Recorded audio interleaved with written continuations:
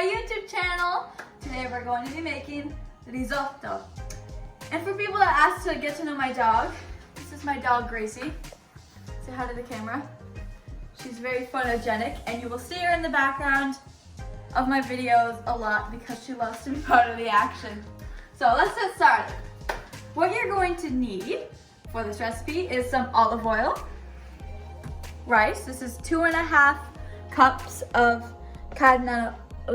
How do I say it? Carnaroli. Carnaroli.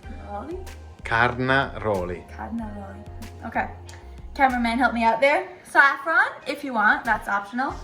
Half of an onion, butter, and some grated Parmigiano. Then, yeah, I don't have enough butter, so I'm gonna use olive oil for the onions, and this is just for the end. Then you're going to need a pan, a pot, a spoon, a ladle, and if you're using saffron, a cup.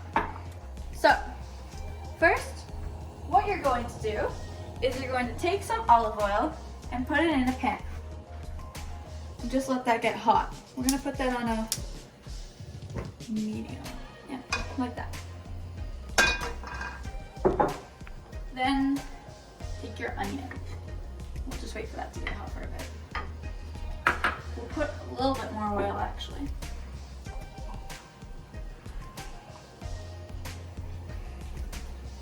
That's about a medium hot. And we'll put the onions in.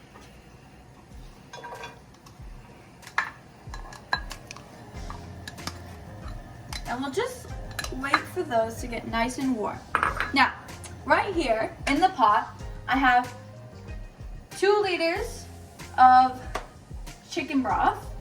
You could use bouillon, but I'm using the one that come in the carton because that's what we had. Or 4 cups, that's what it is.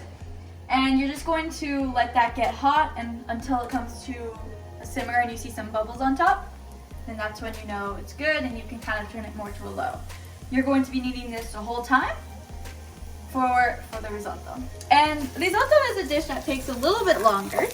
It usually takes from 30 to 45 minutes because it's, I like to call it a dish of patience. You really have to wait for it. And when you have it at the end, delicious. So worth it. So, as you can see, this is starting to cook. You just want to keep your eye on it because you don't want it to be burnt. You want it to be nice and soft. Get your rice ready. I know it might seem a little bit weird, but you're going to put the rice in with the onions without anything for a little bit and just let it get nice and toasted. Okay, so we're just going to cook that a little bit so that's not raw, but it's going to keep cooking with the rice so you're not going to overdo it or make sure it doesn't get crispy or crunchy. So, I'm just going to add in the rice.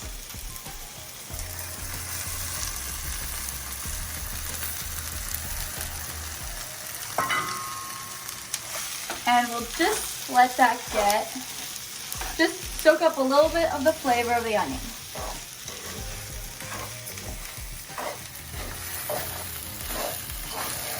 Then, thank you Gracie for giving your opinion on this. Okay, so then you're going to get, then you're going to get some chicken broth and you're going to put it with your rice. Okay. And that's going to make a very big sound. And I'm filling it. That's going to make a very big sound. It's alright if you spill it because, I mean, that's life. We're gonna get more. my cameraman is laughing at how messy I am with the broth. Anyway, so you're just gonna add that in and you're gonna keep mixing it until all of the liquid is absorbed.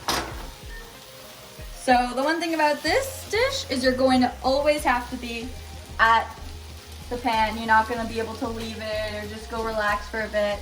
So it does take a little bit of elbow grease, but I promise you it is worth it. Now, what you're going to do for the saffron, I'm just going to take a quick small break, I'm going to keep my eye on it, is you're going to take a cup maybe that much of the chicken stock. Put it in a cup. Take the saffron. This is a new package. If you want, this is again if you want saffron.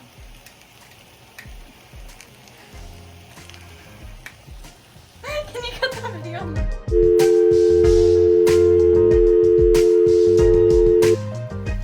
I opened the saffron. That took a good 2 minutes of struggle. Now you're going to put a little bit into the chicken stock. And then you're going to wait for that to seep in and you're going to add it later. Okay, there we go. And the reason why saffron is so expensive is because it's actually from a flower. So each individual part of, like each little piece of the saffron is taken from the flower by hand. You know, it can't really be done by machines because it's so difficult. And it's placed into that tiny box. So that's why it's kind of expensive, but has a fantastic flavor. So I'm going to mix this and I'll come back to you when it's towards the end because I'm not going to bore you with the endless mixing and me chatting away. So I'll come back when it's about 5 minutes until it's ready and I'll keep you updated. Bye.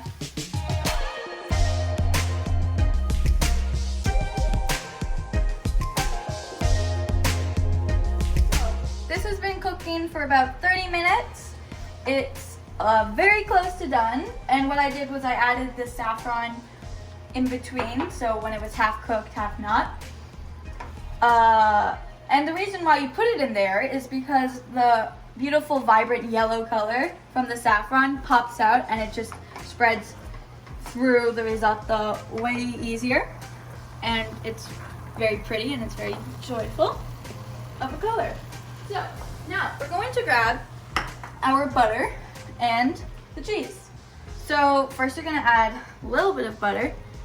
We'll spread it out so we won't add all of it at once. Just add half. And you're going to turn off the rice, which my cameraman did for me already. Okay, so you're just going to mix that in and you're going to add maybe half of your cheese.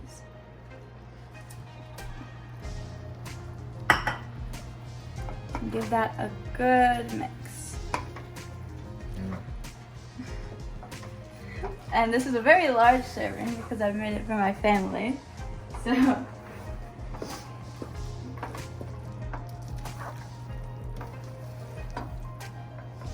okay, we're gonna add a little bit of stock thanks to my third hand here. And then we're gonna add the rest of the butter and cheese. So this is looking great. A random knife. Put that in. And the rest of the cheese. And this is Parmigiano. Now I haven't salted anything like the rice or the stock because it's already a naturally salty cheese and you don't want it to be over salted. So that's why you just keep it simple and only use the cheese. All right, and that's about it. You have a lovely and a delicious looking happy dish. And it's so worth all the painstakingly minutes that were spent mixing. It was very, very tiring, but I'm so happy with the result. I hope you are too. I hope you try this dish, and my cameraman's trying the dish. And is it good? So that means I got the thumbs up. I hope you try this dish, and I hope you like it. Have a great day. Bye. My dog says bye too.